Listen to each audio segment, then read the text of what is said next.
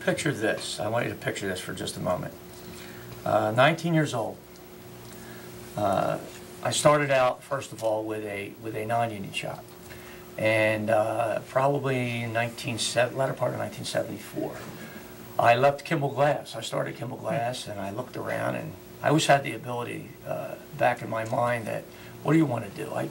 All kids, they don't know exactly what they want to do, but at least I could read things and see what the people had who were there for 30 years. And I took a look at it, and I thought to myself, well, I can't picture myself here. I just want to do something else. I just feel like I was meant for something else. I wanted to learn a trade. So I started working with a paint outfit, and I started out, with smaller things, and I worked on smokestacks, then later on, and water tanks.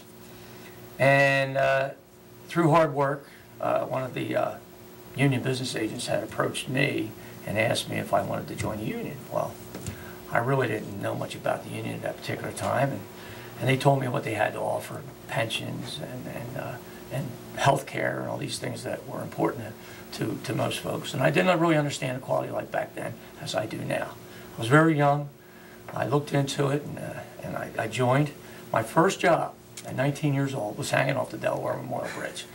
Now, you did that voluntarily. You weren't jumping or anything. It was. No, I wasn't jumping. Believe me, that's the last thing on your mind when you're about 500 feet in the air.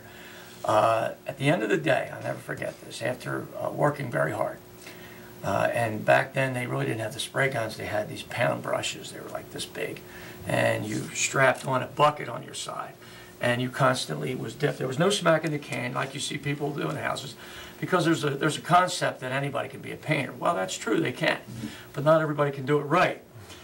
But we were on the bridge, and we dip it, and most of it would leave through the, be compelled in the air, and you just keep moving, because there was always a foreman down there with a bullhorn saying, you're not giving me everything you could. Well, at the end of the day, when you come down, the paint starts to dry. Well, at the end of the day, when you take your pants off and they're still standing up, life has a new meaning to you, and it changes. But that was the apprenticeship part of it. That was the part of the learning. And if you look back, that's a good way to make a living. Those folks that work on that bridge every day risk their lives. Every single day they risk their lives. And the money that they make is based upon an annual fee. They make an hourly wage, but it's seasonal. So, maybe they do make a lot for the hourly wage that they work, but they earn every penny of it. And there's so many different aspects of painting and drywall finishing, paper hanging, flow coating systems. I could go on and on and on. There's a lot of technical things that you need to learn in that trade. Now I'm about 34 years into it. I started out working with my hands. Nobody before me was in the union. They showed me the way. I worked very hard. I got involved. I volunteered. I did a lot of community service for the organization and for communities, volunteering my time. Ran for office within the ranks, became the sergeant at arms first, which is the guy at the door. When there's ever a problem, you just ask people to leave. Probably about in 1984, I ran for vice president of my local. I won with leaps and bounds, and by the early 90s, I became an organizer, a community organizer, to explain to people and help organize folks who were in the trades, give them a better quality of life. It was a great feeling when you can sit down and talk to people who work with the tools, who were just like me, didn't understand what health benefits were about, didn't understand what pensions were about. And I was able to explain to them and bring them into the union and bring them into a good organization that supplies those things.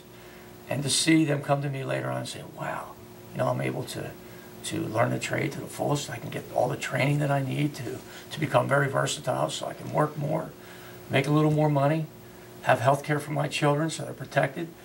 And now those people today have a pension so that when they retire, they can retire with dignity. And I think that has a value, a very big value. But you've also, in addition to helping people on a one-on-one level, you've developed really into leadership. Why don't you talk a little bit about what you've done in the state and then also with the general president? Well, I'm not one to brag, and I love what I do.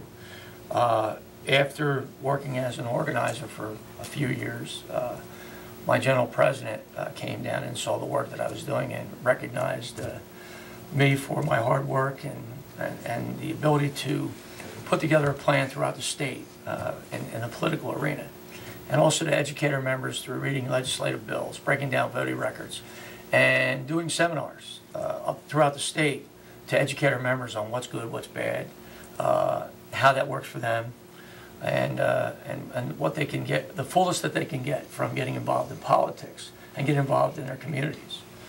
Then the general president asked me to do this on a national level, which I was very honored.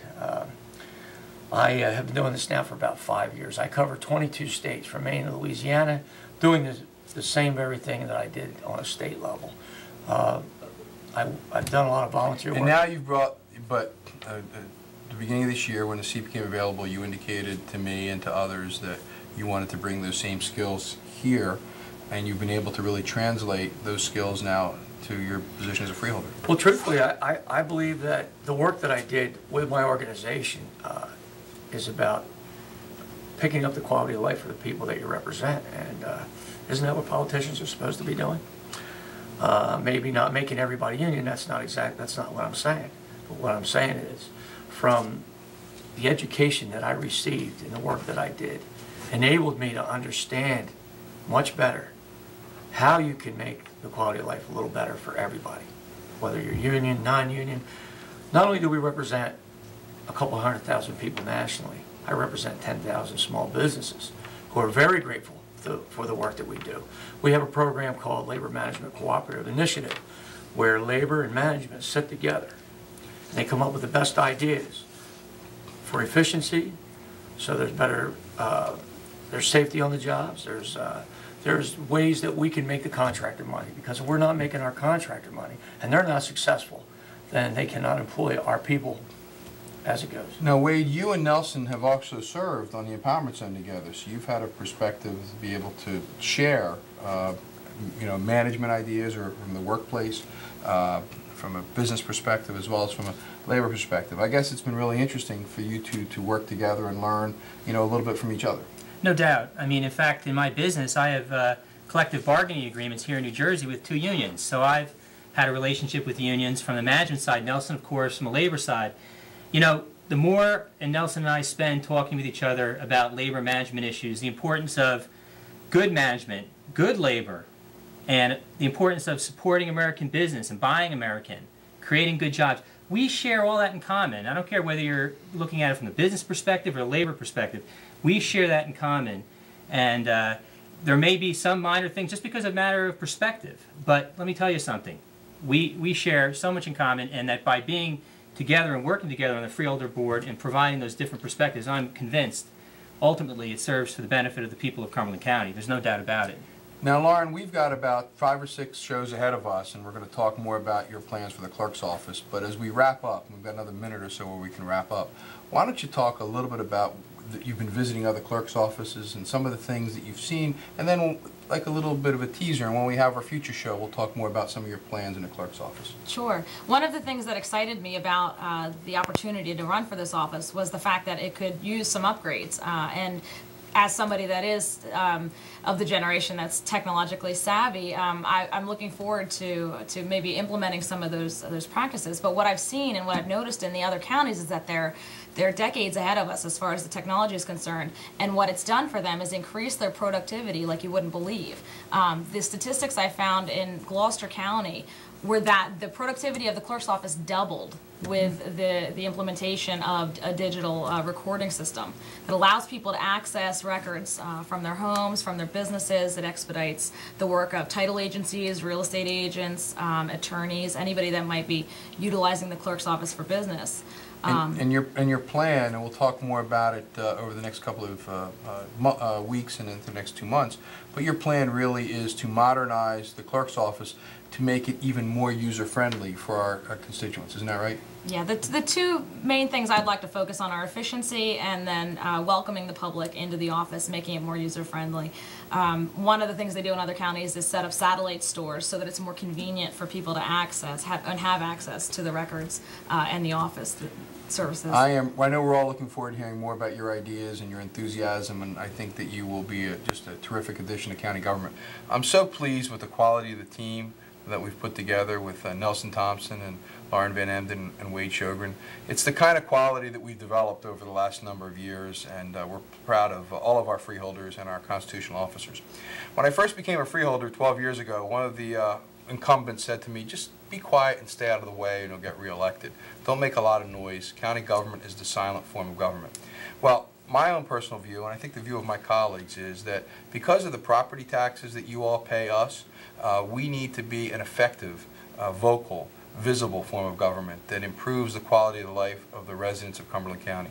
And over the next 2 months, you're going to hear from all of us about our plans and our vision about how to improve things for Cumberland County. These are tough times that require tough leaders, proven leaders, and we believe that we're going to be able to show you that we deserve your vote come Election Day. Thank you for joining us. God bless you, and God bless America.